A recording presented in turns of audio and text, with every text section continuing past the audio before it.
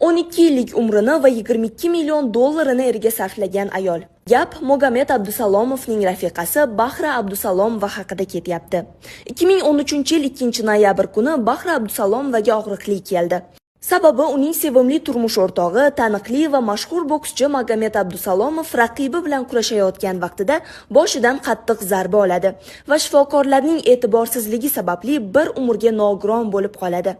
Ammo uning sevimli turmush o'rtog'i Bahra bu sinovlarda o'zini yo'qotib qo'ymay eri bilan yonma-yon kurashdi. U nafaqat eriga suyanchiq, balki 3 farzand tarbiyasi bilan ham shug'ullanadi.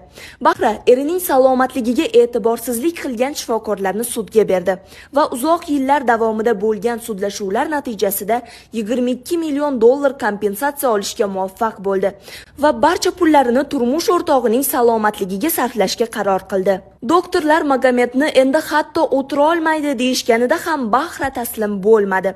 Erini davolash uchun eng yaxshi sharoitni va eng yaxshi doktorlarni jalb qildi.